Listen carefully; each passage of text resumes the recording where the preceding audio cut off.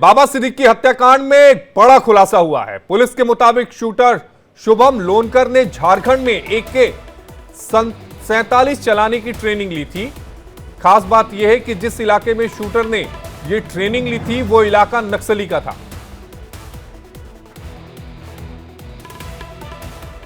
तो इस वक्त की बड़ी खबर आपके टीवी स्क्रीन पर।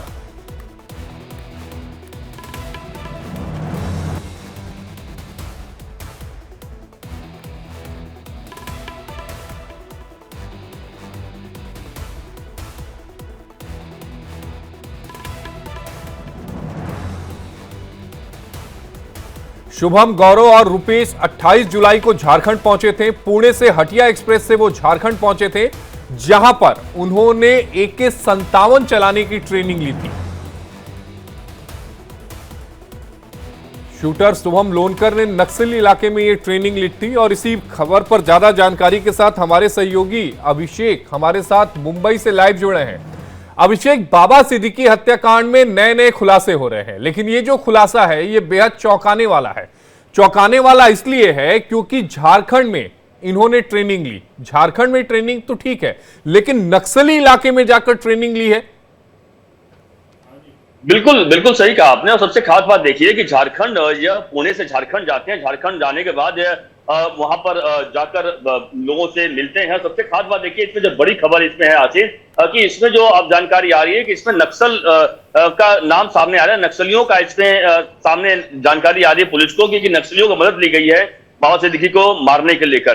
क्योंकि देखिए वहां पर उस इलाके में जाकर बिना नक्सलियों की मदद के आप कोई भी वहां पर शूटिंग का जो ट्रेनिंग नहीं ले सकते हो। और यही कारण है कि इस पूरे मामले पर पुलिस बड़े पैमाने पर जांच पड़ताल कर रही है। शुभम लोनकर, जो कि एक वांछित आरोपी, यानी जो अब तक वांटेड आरोपी अब तक पकड़ा जा सका नहीं है, वह गया था बकायदा पुणे से वहां पर झारखंड में चंपा टोली जगह है, जहां से कि वह जाकर बकायदा स्टेशन से हटिया से वहां पहुंचता है, झारखंड पहुंचा, झारखंड से चंपा टोली पहुंचा। चंपा टोली वह जगह है कि जो कि बहुत ज्यादा पहाड़ी इलाका है और वहां पे पूरे जो नक्सली प्रभावित इलाका कहा जाता है, उसे बहुत ही हाई डेंजर वाला इलाका कहा जाता है। उस इलाके में जाकर वहां पर ट्रेनिंग AK-57 का लेता है।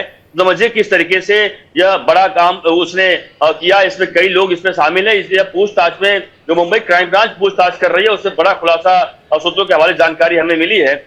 इतना ही नहीं, बल्कि शुभम लोनकर के साथ दो और लोग मौजूद थे जो कि उसको हैंडल कर रहे थे, यानी AK-57 कैसे रखना है, क्या रखना है, उसका भी जानकारी वह दे रहे थे। हालांकि इस पर मामले पर पुलिस, आपको पता है कि इस पे मकोका लगा दिया गया है, जांच पड़ताल लगातार तेज चल रही है। लेकिन एक बात ये समझ में आ रही है कि सलमान, आपको पता है कि जो बाबा सिद्दीकी को मारने के पहले सलमान खान को मारने का जो सुपारी दी गई थी, तो इसका मतलब ये भी पुलिस जांच पड़ताल कर रही है कि क्या सलमान खान को मारने के लिए इस पूरे मामले पर क्या नक्सलियों की मदद ली गई थी, क्या नक्सली इसमें पूरे शामिल थे, क्या इन तमाम एंगल पर अभिषेक, जांच पड़ताल इस मामले में तो अगर देखा जाए तो एक जो मेन हैंडलर था जिशांत अख्तर, वो इस समय कहां है? क्या वो पुलिस की गिरफ्त से अभी भी फरार चल रहा है?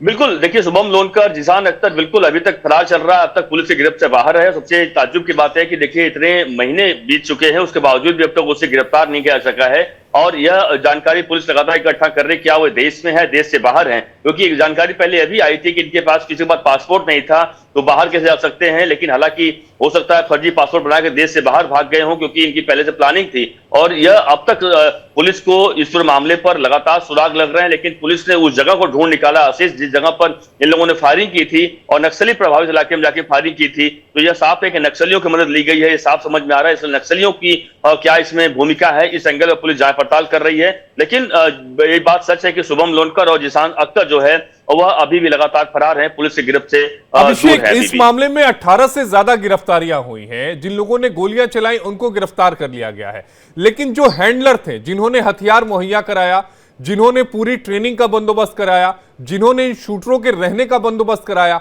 उस कड़ी तक जो पुलिस है वो पहुंच क्यों नहीं पा रही है, उससे क्रैक क्यों नहीं कर पा रही है कि आखिर ये कहां है?